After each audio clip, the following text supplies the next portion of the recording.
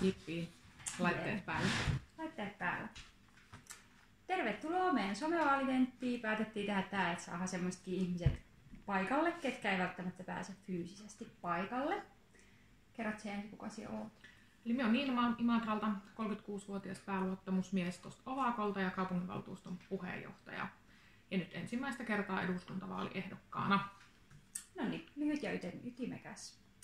Eli tosiaan kysymyksiä on saanut laittaa somessa menneiden 3 päivän aikana, ja niitä on siellä ihan mukavasti tullutkin. Katsotaan, mihin ehditään vastaamaan tässä. Ja ensimmäinen kysymys meillä olisi, että mitä asioita haluaisit tuoda Etelä-Karjalasta erityisesti esille? No, Etelä-Karjala on minun mielestä hieno alue siltä osin, että Etelä-Karjalassa on ihan älyttömästi osaamista esimerkiksi ilmastonmuutokseen. Meillä on täällä maailman suurin puu- ja metsäklusteri, ja meillä on täällä Pohjoismaiden suuri teräskierrättäjä. Meillä pystytään tekemään terästä täysin kierrätysmateriaaleista.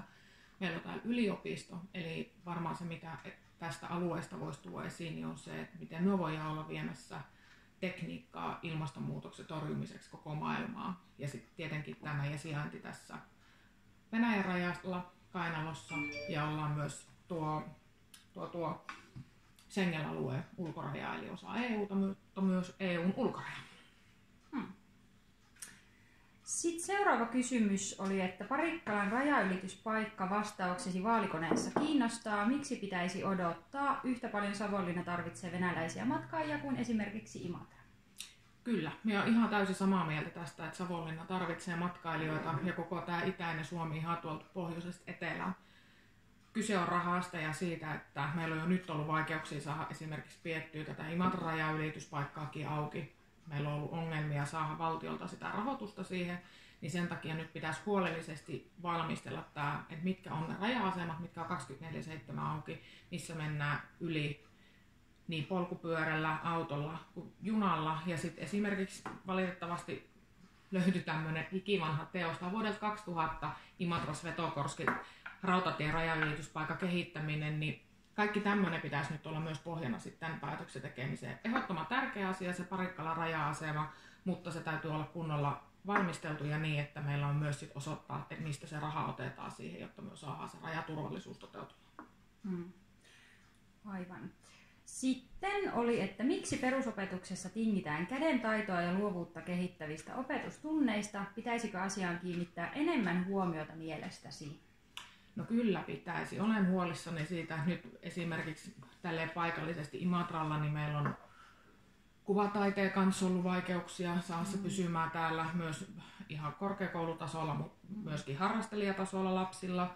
Musiikkiopisto, sitten kun mennään ammattikouluun, niin tuntuu se minun niin mieleen hassulta, että meillä on siellä 16-vuotiaat opiskelee itsenäisesti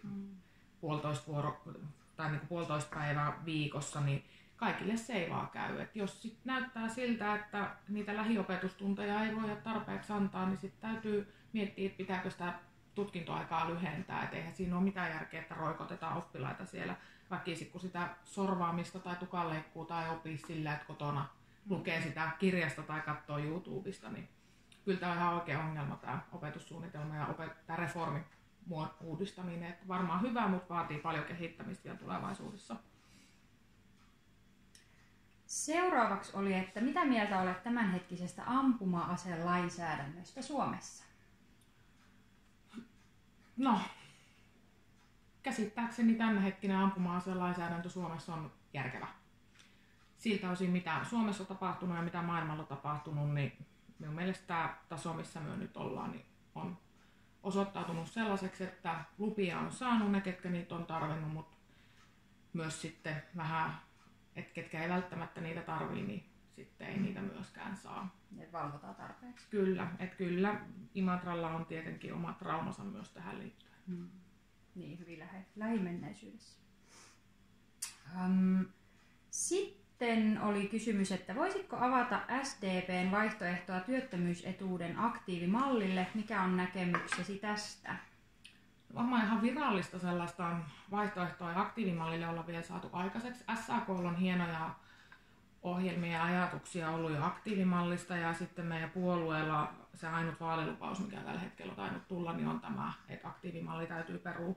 Mutta meidän demarinuoret on tehnyt tämmöisen yleisturvamallin, mihin tämä nyt siis lyhyesti tämä yleisturva, niin tämä on toivoton tapaus, tämä ei pystyttäisi nopeasti kertomaan, mutta sen verran minä lunttaa, että tähän yleisturvaan on otettu mukaan työttömyyspäivärahat, työmarkkinatuet, sairauspäivärahat, vanhempainpäivärahat, lastenhoidotuet, kuntoutusraha, aikuiskoulutus, opintotuki ja toimeentuloperusosa eli asumistuki ja näiden nämä kaikki alaotsikot. Ja tarkoituksen tässä nimenomaan on se, että tämä tämmöinen luukulta toiselle juoksuttaminen ja tätä byrokratiaa pystyttäisiin keventämään. Että jos ihminen on työtön, niin sen ei tarvitse kärsiä siitä enempää ja ravata sitten niin kuin luukulta toiselle hakemaan niitä tukia, vaan että nämä olisi yksi kokonainen kokonaisuus. Aivan. Ja tosiaan näihin kysymyksiin, mitkä on vähän pitempiä, niin voi tulla ihan kysymään henkilökohtaisesti Niinalta vastauksia. Eli meidän Facebook-sivulta löytyy, tai Niinan Facebook-sivulta löytyy meidän aikataulu, mistä Niinan löytää milloinkin ennen vaaleja, niin sinne vaan jututtamaan. Joo. Tällä hetkellä vielä 8 päivää aikaa tehdä kampanjaa ja 9 päivää vaaleihin. Sitten seuraavaksi oli, että Suomen turvallisuuspoliittinen tilanne on asiantuntijoiden mukaan muuttunut radikaalisti viimeisen 10 vuoden aikana muun muassa Itämeren turvallisuustilanteen huonontumisen, informaatio- ja kyberoperaatioiden ja pakolaisaaltojen myötä. Arvioitko lyhyesti tilanteen kehittymistä seuraavien 10 vuoden aikana ja miten Kaakkoinen Suomi on tässä kehityksessä osallisena? No, niin kuin tuossa ensimmäisessä kysymyksessä, tai oikeastaan toisessa kysymyksessä, molemmissa tuli esiin tämä meidän erityinen sijainti. Eli me ollaan tässä idän ja lännen välissä. Minä näen, että meidän tehtävä on tässä olla semmoisena diplomaattina. Minä en koe, että meidän täytyy olla osa NATOa. Turvallisuudesta kun puhutaan, niin me ollaan osa EUta ja sitä EUn kautta tulevaa turvallisuustyötä täytyy kehittää, mutta myöskin me ollaan osa Pohjoismaita ja Pohjoismailla on jo vuosikausia ja vuosikymmeniä pitkät yhteiset harjoitukset ja yhteinen puolustustyö. Tämä yksi kysymys, siellä oli tämä kyberoperaatiot ja nämä hyökkäykset, niin niiden osalta niin varmasti kehitystä tarvitaan ja tutkimusta tarvitaan ja täytyy olla myös valmis tutkimaan myös tai niin kuin keskustelemaan myös kiihkottomasti näistä kaikista mahdollisuuksista, mitä esimerkiksi kybersodan mahdollisuus ja tämmöinen tietoihin vaikuttaminen ja tietojen poimiminen. Että tietysti nämä on ollut nyt tällä hetkellä aika paljon pinnalla nämä asiat ja varmaan tulevaisuudessa tulee lisääntymään. Kaikki tämmöinen tietotekniikkaan liittyvä niin tulee nostamaan päätä ja ihmisistä tulee koko ajan pikkasen fiksumpia käsittelemään tietotekniikkaa. Et varmaan tämä tulee muuttumaan, mutta noin niin kuin lähtökohtaisesti on sitä mieltä, että Suomen täytyy olla jatkossakin se diplomaatti tässä ja kehittää yhteistyötä voimakkaasti Pohjoismaiden ja Euroopan unionin kanssa kaikilla näillä osa-alueilla. Seuraavana, miten haluaisit hoitaa ja edistää eläkeläisten asioita? Tämä on myös aika laaja kysymys, että kun eläkeläisiäkin on niin monenlaisia, että on työkyvyttömyyseläkkeellä olevia, on sairauseläkkeellä olevia ja sitten on vanhuuseläkkeellä olevia. Voi olla, että jossain vaiheessa nuoret ihmiset on hetken aikaa eläkkeellä ja sitten palaa työelämään.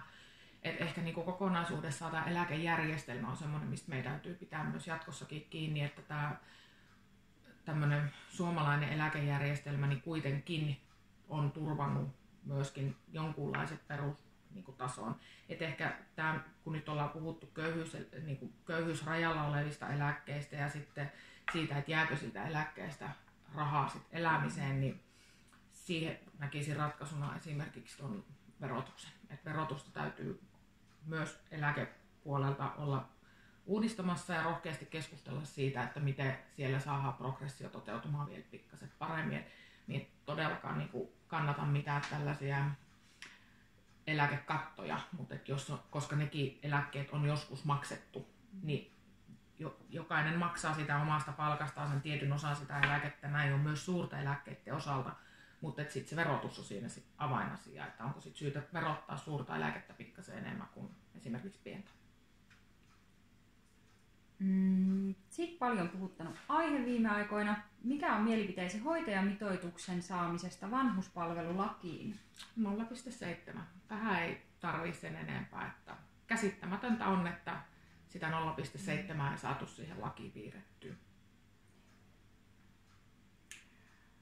Mitkä ovat omat ajatuksesi kotihoidon tuen määrästä ja pituudesta sekä varhaiskasvatuksen suhdeluvuista, niiden tulkinnasta ja valvonnasta?